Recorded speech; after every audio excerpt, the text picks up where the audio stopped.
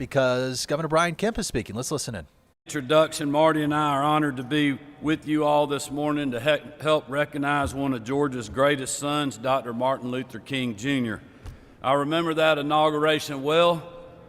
I didn't have any trouble getting up the next morning because we didn't have much time to celebrate and party that night, because if you remember, we had a bad tornado that I was dealing with during the celebration. But that's what comes with the territory, and the First Lady and I, the greatest First Lady in the country, and I are honored to be serving as your 83rd governor and first family. Also, like others have said, just want to recognize the King family and all that they do to continue to safeguard his legacy, but also to keep his memory alive and well in our hearts. I also want to thank those who make this yearly ceremony possible. I remember attending this event many times when I was a member of the General Assembly back in the early 2000s, and then as I served as the Secretary of State for almost 9 years.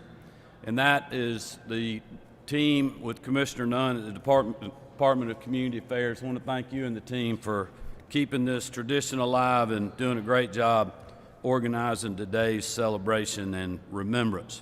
Also want to acknowledge all those members of the General Assembly that I see standing around and sitting in the audience. If you would just please raise your hand and wave and let us thank you for taking the time to be here. Thank you.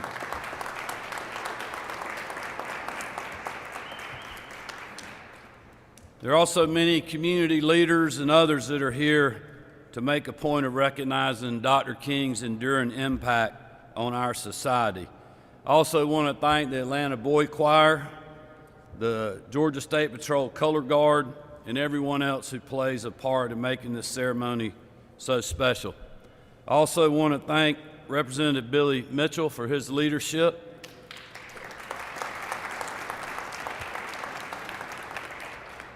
My friend and the Honorable Andy Young, just a great Georgian and a great American. John Hope Bryant, who I've gotten to know over the last several years, and I know you'll get to hear from them later when they arrive, but it is an honor to have Ambassador Young back at the Capitol and John Hope Bryant as well. Dr. Carter, thank you for your prayers. I especially thank you for praying for Marty and the girls and I in our state. It means a lot to us. I know you'll hear from Senator Nikki Merritt as well. I want to acknowledge her and then also congratulate all the award winners. As many of you know, this year is the 250th anniversary of our nation's founding, giving us a chance to reflect on where we began, how far we've come, and the men and women who have shaped that history and its moral arc. It goes without saying that one of the towering figures of America's rich history is Dr. Martin Luther King Jr., because he did as much, if not more, than anyone to ensure we work toward fulfilling those founding principles that inspired the very birth of the United States: liberty, truth, and justice for all. He spent much of his childhood just down the street from where we're sitting this morning, and his likeness is found in multiple places on the state capitol grounds. His life and legacy went far beyond this city, our state, and even our nation. That impact was driven by this simple truth that Dr. King both preached about and embodied: we can do more together than we can alone, that we are stronger when we act with a shared purpose, and that our differences pale in comparison to what unites us.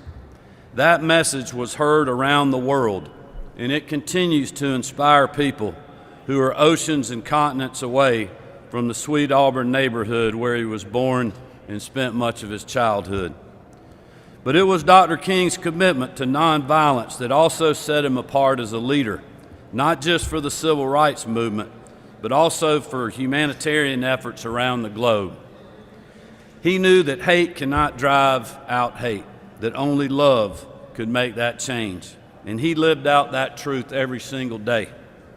As we look around or turn on the news today, we are struck by how divided our own society can feel. In the face of that reality, Dr. King's words and example remind us to look for ways to come together and to focus on our shared values. If you ask me, we live in the best state in the country to live, work, and raise a family. And we are fortunate to have leaders who can put aside differences and work together to ensure opportunity, safety, and health for all Georgians. In 7 years after we took office, I believe these results speak for themselves.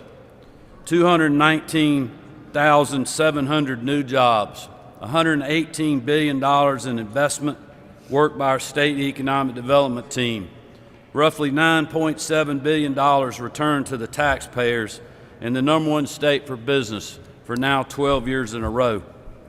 And as the state with the second highest percentage of black-owned businesses, far higher than the next closest state, these are meaningful results for communities statewide. And with a lower rate of black and minority unemployment than the national average, we know our ongoing efforts to grow opportunity for all Georgians is bearing good fruit. You may remember at the beginning of my first term, in the event that Commissioner Nunn mentioned at this ceremony all those years ago, it was expressed by some that an outcome like this would not be possible. That was a pretty rough day for myself and my family, for those of you that were here. And there were people that didn't think, as I mentioned, that outcome would be possible. That our vision for delivering for a state where everyone has a chance to succeed no matter their zip code would somehow result only in success for a few. But in this final year, I'm proud of the fact that we didn't let doubt or criticism stand in the way to delivering for all Georgians, whether they voted for me or not.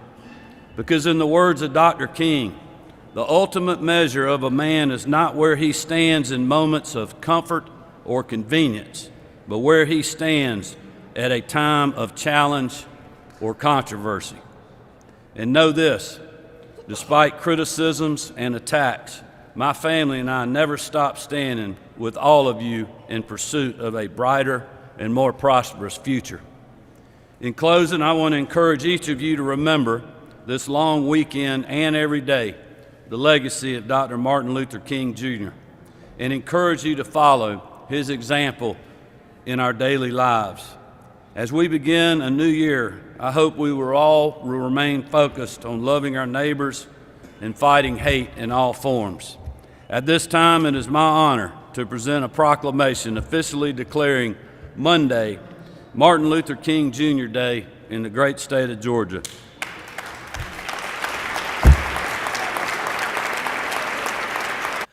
Some news there from Governor Brian Kemp. Monday officially declared Martin Luther King Jr. Day here in Georgia, fitting on his own holiday coming up here on Monday. The governor there speaking at an annual ceremony at the state capitol in a celebration of service for the late Dr. Martin Luther King Jr.